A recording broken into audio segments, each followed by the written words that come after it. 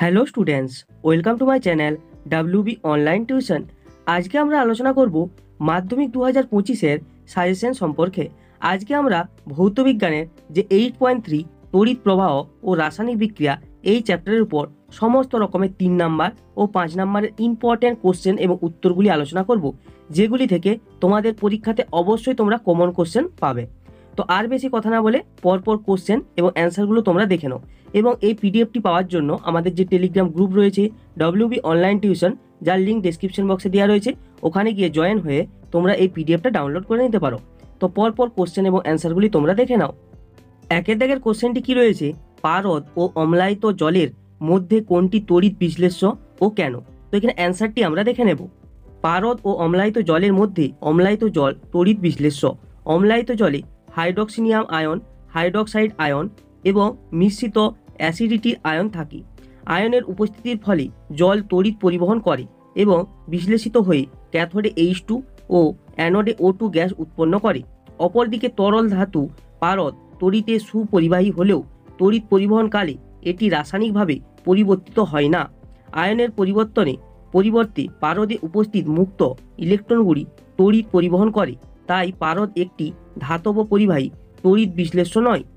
দুইয়ের দাগের কোশ্চেনটি কি রয়েছে, তড়িৎ বিশ্লেষণের সাহায্যে অ্যালুমিনিয়ামের নিষ্কাশনের জন্য যে গলিত মিশ্রণের তড়িৎ বিশ্লেষণ করা হয় তাতে বিশুদ্ধ অ্যালুমিনা ছাড়া আর কি কি থাকে? এবং এর সঙ্গে আরেকটি কোশ্চেন রয়েছে, এই তড়িৎ বিশ্লেষণে ক্যাথোড ও অ্যানোড হিসাবে কি কি ব্যবহৃত হয়? তো এখানে অ্যান্সারটি দেখো। তড়িৎ বিশ্লেষণের সাহায্যে অ্যালুমিনিয়াম নিষ্কাশনের জন্য যে গলিত মিশ্রণের তড়িৎ বিশ্লেষণ করা হয় তাতে বিশুদ্ধ অ্যালুমিনা ছাড়া 60% ক্রায়োলাইট এবং 20% ফ্লুওস্পার মিশ্রিত থাকে। এই তড়িৎ বিশ্লেষণে গ্যাস কার্বন ক্যাথোড রূপে ও গ্রাফাইট দণ্ড অ্যানোড রূপে ব্যবহৃত হয়। তিনের দাগের কোশ্চেনটি কি রয়েছে, তড়িৎ বিশ্লেষণের সময় কোন শক্তি রাসায়নিক বিক্রিয়া ঘটানোর জন্য দায়ী? অল্পায়িত জলের তড়িৎ বিশ্লেষণের সময় ক্যাথোড ও অ্যানোডে কি কি বিক্রিয়া সংঘটিত হয়? তো এখানে অ্যান্সারটি আমরা দেখে নেব। তড়িৎ বিশ্লেষণের সময় তড়িৎ শক্তি রাসায়নিক বিক্রিয়া ঘটানোর জন্য দায়ী। দ্বিতীয় কোশ্চেনটির অ্যান্সারটি দেখো। জলের তড়িৎ বিশ্লেষণে ইলেকট্রোড বিক্রিয়াগুলি হলো ক্যাথোড বিক্রিয়া H++E থেকে H2, অ্যানোড বিক্রিয়া OH-E থেকে OH+H2O থেকে O2। চারের দাগের কোশ্চেনটি কি রয়েছে, কপার তড়িৎদ্বার ব্যবহার করে সালফিউরিক অ্যাসিড দ্বারা অম্লায়িত কপার সালফেটের জলীয় দ্রবণের তড়িৎ বিশ্লেষণ করলে ক্যাথোড ও অ্যানোডে যে বিক্রিয়া ঘটে তা লেখো। তো এখানে অ্যান্সারটি দেখো। Cu+2 এবং H+ উভয় ক্যাটায়নই ক্যাথোডের দিকে আকৃষ্ট হয়। তড়িৎ রাসায়নিক শ্রেণীতে Cu থাকে H এর নিচে, তাই Cu+2 আয়নের ইলেকট্রন গ্রহণের প্রবণতা অনেক বেশি। ফলস্বরূপ Cu+2 আয়ন ক্যাথোড থেকে দুটি ইলেকট্রন গ্রহণ করে ধাতব কপার রূপে ক্যাথোডে সঞ্চিত হয়। ক্যাথোড বিক্রিয়াটি এখানে দেওয়া আছে, দেখো। Cu+2+2E থেকে Cu। OH- ও SO4 উভয় অ্যানায়নই অ্যানোডের দিকে আকৃষ্ট হয়, কিন্তু এই দুটি আয়ন অপেক্ষা ধাতব কপারের ইলেকট্রন বর্জনের প্রবণতা অনেক বেশি। তাই কোনো অ্যানায়ন অ্যানোডে গিয়ে তড়িৎ মুক্ত হওয়ার আগেই অ্যানোডের ধাতব কপার পাতের Cu পরমাণু দুটি ইলেকট্রন বর্জন করে Cu+2 হিসাবে দ্রবণে চলে আসে ও অ্যানোডে পাতের ক্ষয় শুরু হয়। অ্যানোড বিক্রিয়াটি এখানে দেওয়া আছে Cu এখানে -2E থেকে Cu+2। পাঁচের দাগের কোশ্চেনটি কি রয়েছে, কপার ধাতুর বিশোধন প্রক্রিয়ার ব্যবহৃত তড়িৎ বিশ্লেষ্য ক্যাথোড বিক্রিয়া ও অ্যানোড বিক্রিয়া উল্লেখ করো।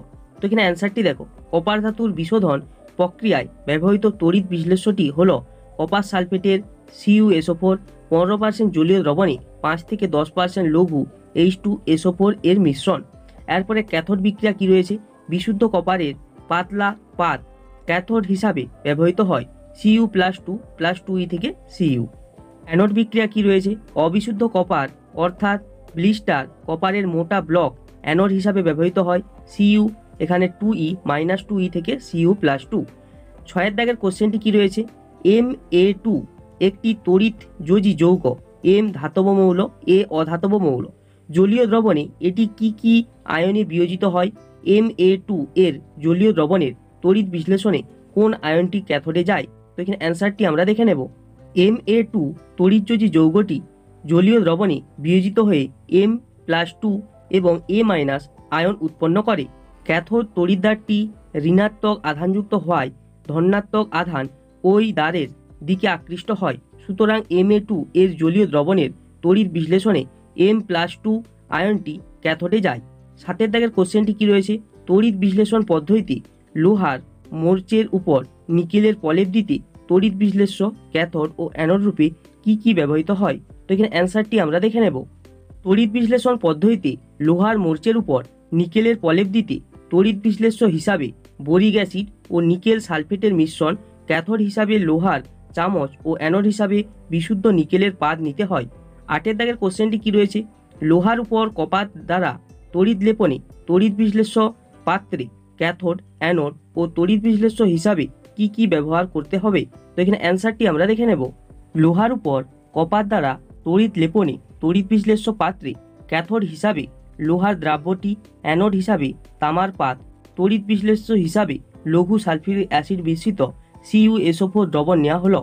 9 দাগের কোশ্চেনটি কি রয়েছে, কোনো ধাতুতে সোনার প্রলেপ দিতে হলে কি ক্যাথোড ও কি অ্যানোড ব্যবহার করবে। তো এখানে অ্যান্সারটি আমরা দেখে নেব। কোনো ধাতুতে সোনার প্রলেপ দিতে হলে তড়িৎ বিশ্লেষ্য হিসাবে পটাশিয়াম আরোসায়ানাইড এর জলীয় দ্রবণ, ক্যাথোড হিসাবে যে ধাতুতে সোনার প্রলেপ সেটি ও অ্যানোড হিসাবে বিশুদ্ধ সোনার পাত ব্যবহার করা হয়। 10 দাগের কোশ্চেনটি কি রয়েছে, তড়িৎ বিশ্লেষণ প্রকৃতপক্ষে একটি জারণ বিজারণ প্রক্রিয়া কেন। তো এখানে অ্যান্সারটি আমরা দেখে নেব। জারণ বিজারণের ইলেকট্রনীয় সংজ্ঞা অনুসারে কোনো পরমাণু বা আয়ন ইলেকট্রন বর্জন করলে সেটি জারণ এবং কোনো পরমাণু বা আয়ন ইলেকট্রন গ্রহণ করলে সেটি বিজারণ হিসাবে পরিচিত। তড়িৎ বিশ্লেষণ প্রক্রিয়ায় ক্যাটায়নগুলি ক্যাথোডের দিকে যায় ও ইলেকট্রন গ্রহণ করে নিস্তড়িত হয়, অর্থাৎ বিজারণ ঘটে। অ্যানায়নগুলি অ্যানোডের দিকে যায় ও ইলেকট্রন ত্যাগ করে নিস্তড়িত হয়, অর্থাৎ জারণ ঘটে। তাই বলা যেতে পারে যে তড়িৎ বিশ্লেষণ একটি জারণ বিজারণ প্রক্রিয়া। 11 দাগের কোশ্চেনটি কি রয়েছে, অ্যানোড মাড কি, এর গুরুত্ব লেখো। তো এখানে অ্যান্সারটি আমরা দেখে নেব। অ্যানোড মাড কপারের তড়িৎ পরিশোধন পদ্ধতিতে অশুদ্ধ কপার অ্যানোড থেকে Cu পরমাণু দুটো ইলেকট্রন বর্জন করে Cu+2 রূপে দ্রবণে চলে আসে, ফলে অ্যানোড ক্ষয়প্রাপ্ত হয়। এক্ষেত্রে অ্যানোডগুলিকে সূক্ষ্ম মসলিনের থলি দিয়ে ঘিরে রাখা হয়।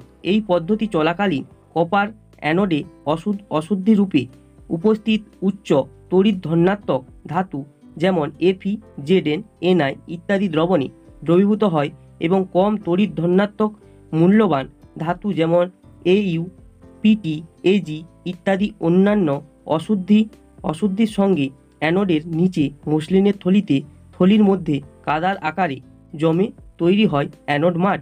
গুরুত্ব, অ্যানোড মাড থেকে মূল্যবান ধাতু যেমন Au, Pt, Ag ইত্যাদি সংগ্রহ করা হয়। 12 দাগের কোশ্চেনটি কি রয়েছে, ধাতব পরিবাহী ও তড়িৎ বিশ্লেষ্য পদার্থের মধ্যে পার্থক্য লেখো। তো এখানে অ্যান্সারটি আমরা দেখে নেব। তো এক পাশে রয়েছে ধাতব পরিবাহী, এক পাশে তড়িৎ বিশ্লেষ্য পদার্থ। 1 নম্বরে কি রয়েছে, ধাতব পরিবাহীতে উপস্থিত তড়িৎ বিশ্লেষ্য পদার্থে উপস্থিত মুক্ত ইলেকট্রন তড়িৎ পরিবহন করে।